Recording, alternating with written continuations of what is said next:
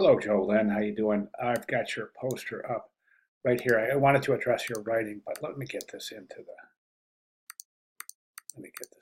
there we go. Okay, perfect. I think it's looking really fantastic. I think you've done a fantastic job. Let's jump over here. Um, Back looks smaller than the front. I'm not seeing that. I'm not seeing that. It might be an illusion based on the negative space and the counter space around the title, but I'm not seeing that. So let's move 1 3 illustrated, double check both 11 by 17. Maybe it's just the way it's being rendered out, but I'm not seeing that as an issue. Like what's happening here though.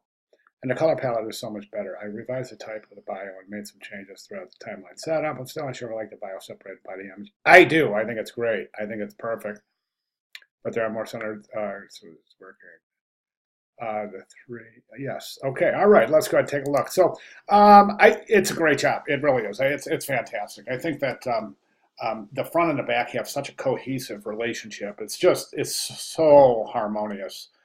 Really, really beautiful work. Okay, front of the poster I think is fantastic. A couple of recommendations in the front of the poster.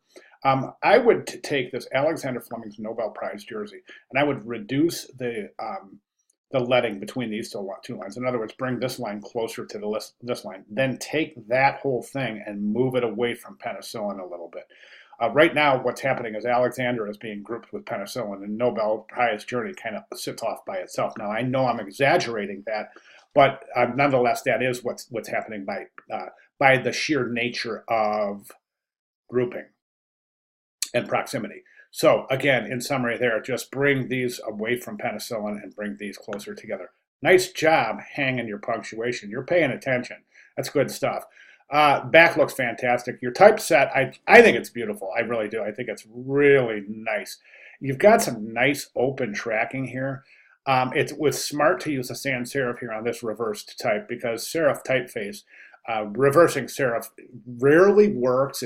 I think it's always difficult to read. And quite honestly, the reason for that is because designers don't typically track out and kern out increase the leading and track out the typesetting so that there's more space between letters on reversed type. Therefore, the serifs always end up interfering with the readability.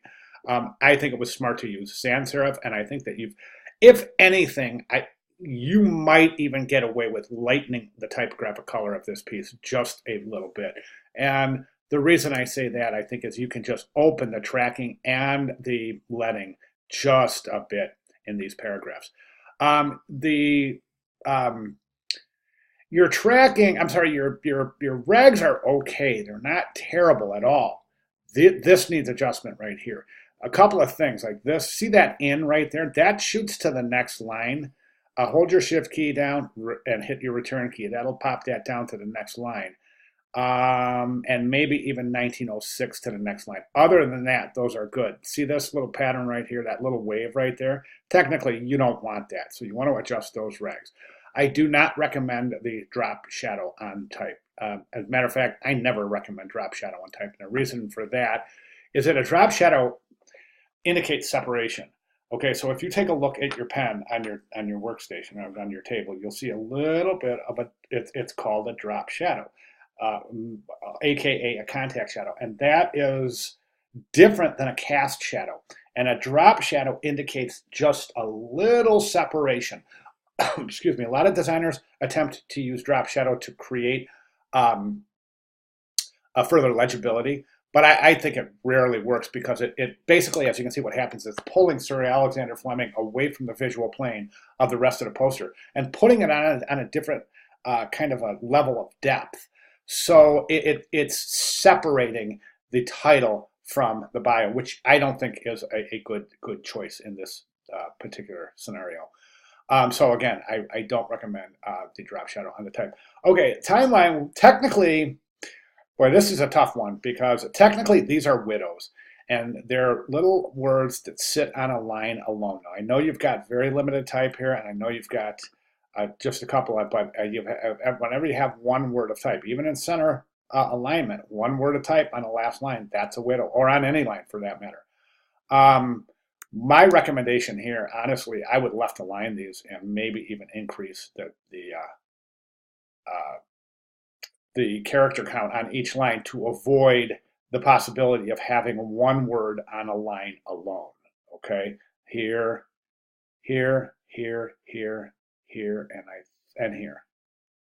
Okay, other than that, I think this is really just gorgeous work.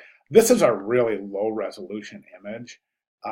And I am wondering if you could, actually, it's not. I take that back. It's not a low resolution image. It's a good quality image. It's not pixelated too badly at all, but it's not a great quality image. It's pretty blurry. I'm wondering if you can find a crisper, maybe a better quality image for Sir Alexander Fleming to use in the bio picture. All right, great job. Really fantastic work. If you have any questions at all, please let me know. I'll be glad to clarify. Thank you very much.